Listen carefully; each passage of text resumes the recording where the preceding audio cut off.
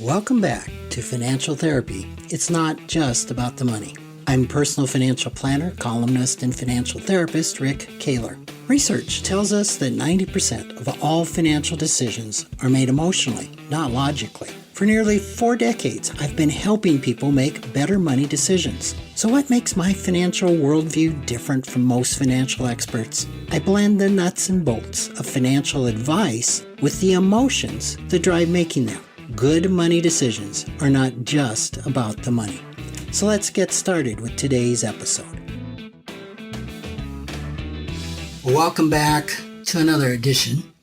I have done so many podcasts now that I've got to go back and kind of comb through over 100 episodes to look and say, have I talked about this before? Because I think, as most of you know, I do a weekly column, and I talk more specific about the financial side of personal finance in my weekly column than I do the emotional side. I mean, I try to mix it all together, but on this podcast, I really try to get into the emotional side more. So what I thought might be interesting to explore are financial decisions that seem so clear, that have such a huge, a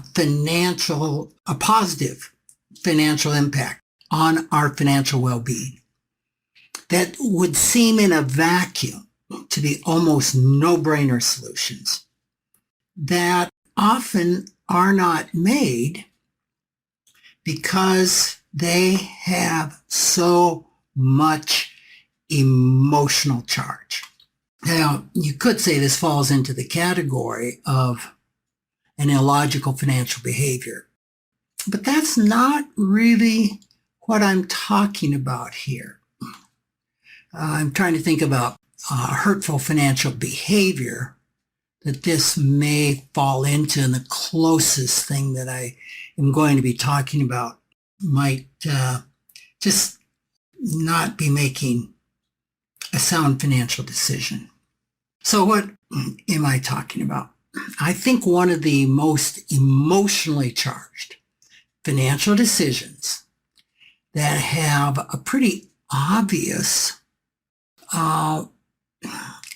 financial outcome to them would be moving from the neighborhood, city, or state that we live in.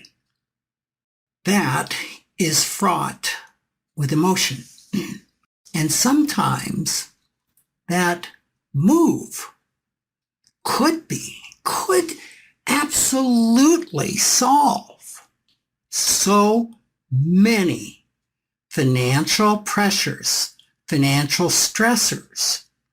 And it is an option that I've talked a reasonable amount with clients and financial therapy clients, but it's typically a solution that is blown off almost without even exploring it. Okay, so let me back up a little bit. Let's suppose that you lived in Rapid City, South Dakota, and you earned $45,000 a year. And you've got a friend who lives in San Diego who earns $70,000 a year.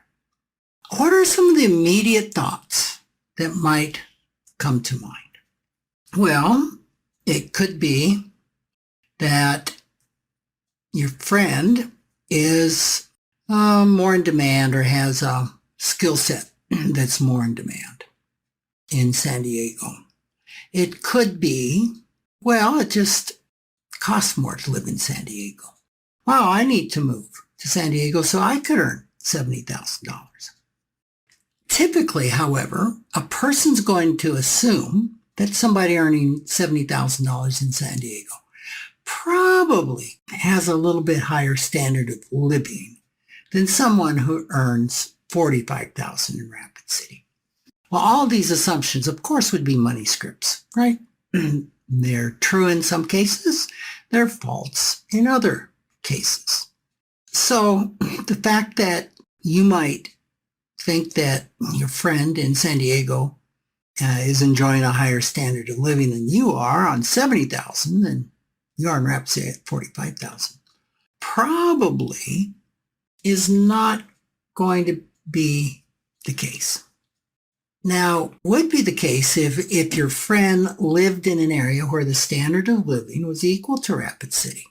Well, then making 70,000 a year over 45,000 a year would definitely give a higher standard of living.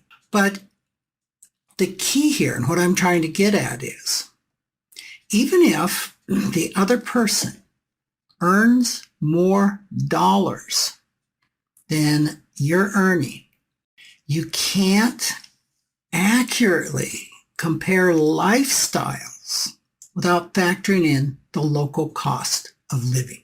Now, we kind of hit on this in a previous podcast when we talked about inflation, right?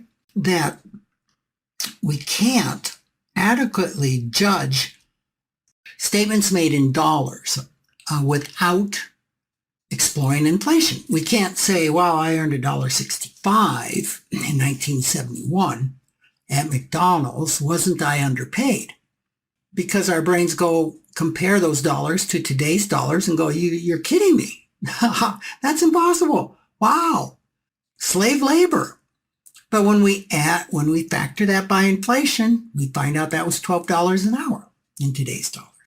So it's the same principle with our brains of a salary is somewhat meaningless geographically spread apart unless we are comparing the standard of living that money purchases. So a person who's making $70,000 a year in San Diego may have a budget that's really strained.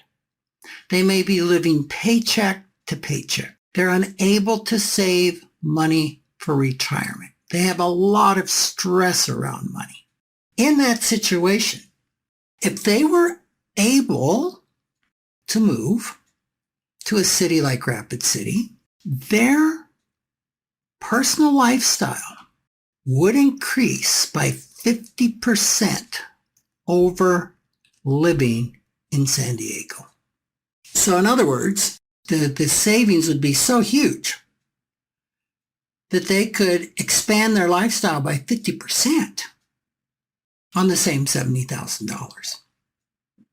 And if you want to play around with this, there's a cost of living calculator at Forbes. You can just Google Forbes cost of living calculator and put in all sorts of cities and compare cost of living.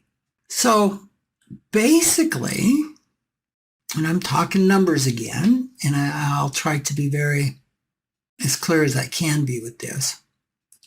If I'm making 70 in San Francisco, I moved to Rapid City, South Dakota, I'm still making 70. It only takes me $45,000 to have the same lifestyle I did in San Diego.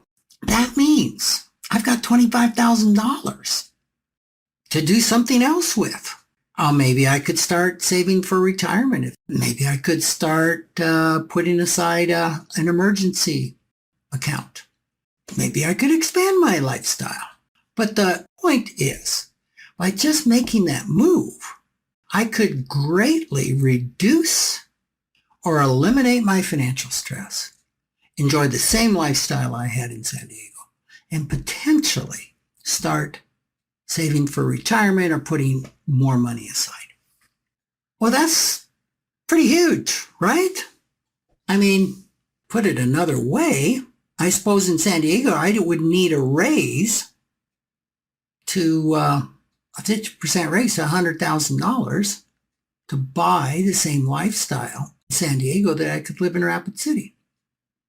So now here's an even more amazing thing. The calculator, the Forbes calculator that I gave you, does not include the impact of state taxes, which in California on a $70,000 salary, and I'm going to assume that the person is married, because if they're single, the tax is significantly more, but is a tax of $6,711 a year.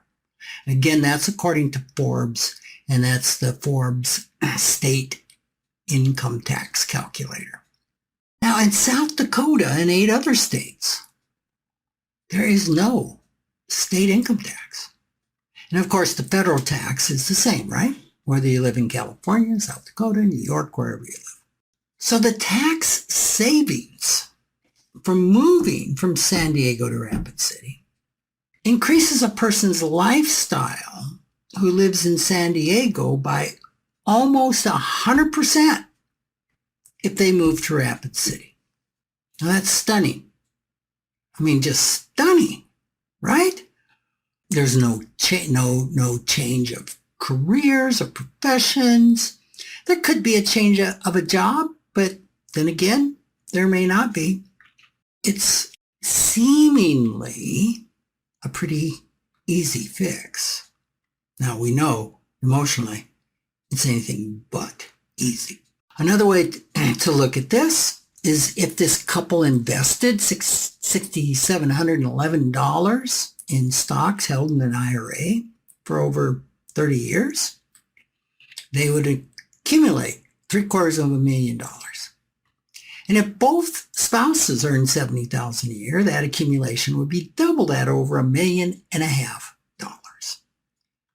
Now, this is substantial. This is big stuff. So if you, through moving to another country into this, it gets even crazier. By that, I would mean, say, a Central American country like Mexico, where costs are, say, I want to say maybe 50% of what they are in Rapid City. So, but that even throws up even more emotional juice, right? So let's stay in the United States. So you might be thinking by now, okay, well, but don't jobs in cities that have higher costs of living, you earn more? Aren't they proportionately higher? In other words, the job that I'm doing here for $45,000 would pay $70,000 in San Diego. So therefore it's Mox Nix, meaning doesn't matter. Or the job in San Diego that pays $70,000 in San Diego would just pay $45,000 here. So what's the advantage, right? Well, if that was true, there would be no advantage in moving. However, that's more often false than it is true.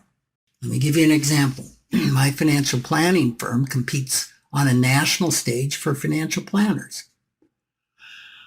For the most part, the salary of a financial planner in San Diego, what they're paid in San Diego, is the same as in Rapid City, South Dakota.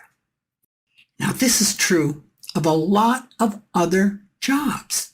There often is not a proportional difference in the salaries, which means people living in Rapid City enjoy a higher standard of living doing the same job as someone in San Diego.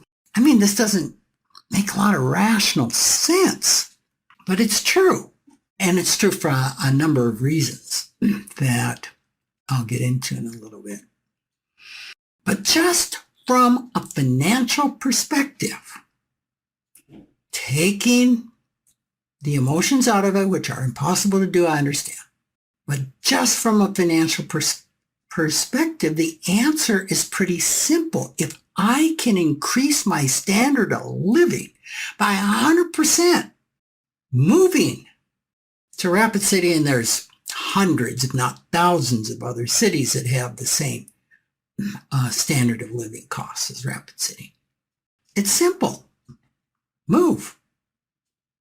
But the problem is that although from a financial standpoint, it's simple and impactful. I mean, impactful, right? How many things can you do where you would double your standard of living?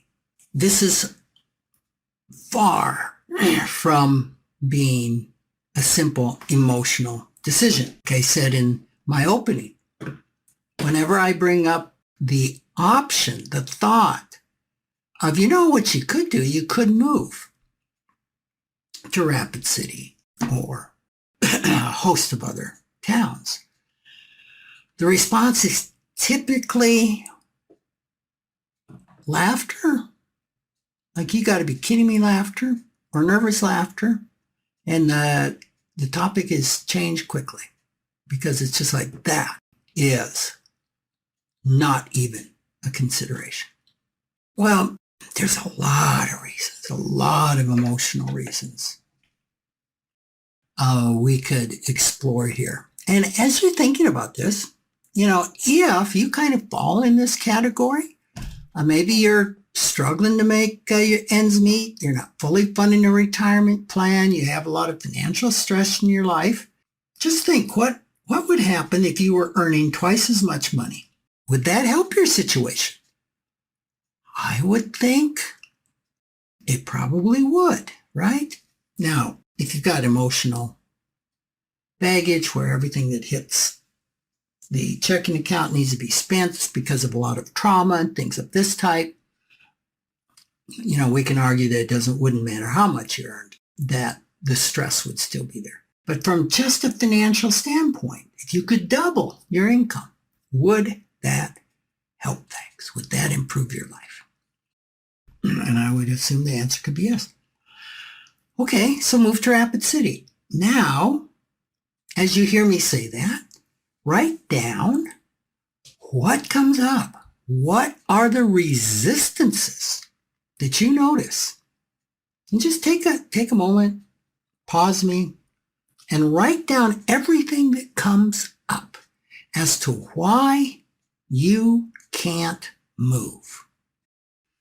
Okay, so maybe you have a few items, some big things as to why you can't move. I once asked a colleague who lived in California, why do people want to live in places like San Diego with a lifestyle that's 1/3 to 1/2 less than living in Rapid City? That could mean fully funding retirement, lowering financial stress, improving financial well-being. Why would somebody choose to live there? And she wrote back, she says, well, we have to assume that people are not crazy, that the markets accurately reflect value at some level. Okay. Well, there's definitely value. There's definitely a reason why somebody would make a conscious decision to live at 1/2 the lifestyle in some other location. Okay? So there are things there that people see value in other than the money. And I'm going to suggest that they have a huge emotional charge. Now, she said she thought some of the reasons that people would give up that much lifestyle is there's greater perceived employment and greater entertainment opportunities, specialized communities. Okay. Greater perceived employment. Well, now this could be very true. Let's say if your specialty is in some type of aeronautic manufacturing or working with the space program or something of that sort where you have very, very narrow talents that you can only find those jobs in specific localities. All right. That makes complete logical sense. But as we said, perceived employment, let's say with perceived, I'm going to earn more, may not be the case. It may be perceived only, not in reality. So that's something that a person needs to check out. Entertainment opportunities. Well, no doubt there's a lot more entertainment opportunities in Los Angeles, New York, Chicago, San Diego than in Rapid City, South Dakota. No question about it. But that doesn't mean there are no entertainment opportunities in other places. And there's a cost to those entertainment opportunities. I mean, going to a play in Rapid City is substantially less money than in San Diego. Now, you could argue that the quality is substantially less too. But how many plays are you going to be able to go to in those locales because the prices are so high, right? And if you lived in Rapid City, South Dakota, what would the cost of an airline ticket be to San Diego or New York and taking in a week of theater? I'm picking on theater as an entertainment potential. It could be incredibly affordable. So I know there's a lot of nuances to this and a lot of different things. For example, if your entertainment is hiking in the outdoors, well, you want to be in Rapid City. So, but this can be a big deal. And it can be a big enough deal where a person says, it's more important for me to be near this type of entertainment than to have twice the lifestyle or to be able to fund a retirement plan. Specialized communities, well, that can be a big one. There's not too many specialized communities in Rapid City, South Dakota, where you can go to LA, and if you want to be in a Korean community or an Indonesian community or any type of community, it's available there, right? And that can be a huge emotional tie. Why? What ties us there? I think when we get down to it, it's connection, right? A sense of well-being or a sense of belonging. So these are huge. Now, she also said something else. There's no snow in San Diego. Well, that's true. I thought her no snow comment was the most enlightening and fraught with emotional charge because apparently for many, 36 to 50% reduction in lifestyle. Turning it around means I can have 100% greater lifestyle if I live in snow-ridden Rapid City than San Diego. Now that, I call that the snowflake premium. That's a huge emotional anchor, isn't it? But, I've been raised in Rapid City, right? So personally, I'd rather bear a few weeks of snow each other and effectively earn 100% more than living in San Diego. And by earning 100% more, I mean in lifestyle. Many people must prefer to bear bumper-to-bumper traffic on snowless freeways. I'm just saying that these are things to explore. What is my resistance? Why? What's the stories I'm making up? What are the money scripts I have around snow? And to some people, this is just not tolerable. But my point is, look at the financial cost of that. It's huge. Some of my takeaway kind of from doing this type of investigation is that when I'm advertising for financial planning positions in Rapid City, I need to give a cost of living comparison, which I do, so a person can understand those benefits. I recently thought, maybe I should consider adding a snow removal service to our benefits package. Okay, I'm being pretty facetious right now. But the whole point of this podcast is sometimes an easy and obvious financial decision can be super difficult when it is emotionally anchored. And it would be worth our while before we just blow things off as that's unimportant. Okay, there's lots of things involved here. It could be I got to take my kids out of school and put them in a different school and all sorts of things where we really need to test those money scripts and test what our fears are around those money scripts, around those emotional anchors that could hold us in a position of continuing to struggle financially. So that's my encouragement to you, is to take a look at that list that you came up with and really drill down on it. Really ask yourself, what's my fear? What's my hope for remaining here and maybe remaining in financially struggling? What's my fear about moving? What's my fear about my kids changing schools? And give yourself a real opportunity to listen very carefully to the parts of you that are pretty resistant around making a really great financial decision. Okay, thanks so much for listening, and I look forward to talking with you next week.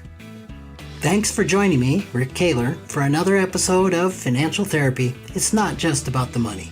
This is where I combine the nuts and bolts of financial advice with the emotions that drive making them.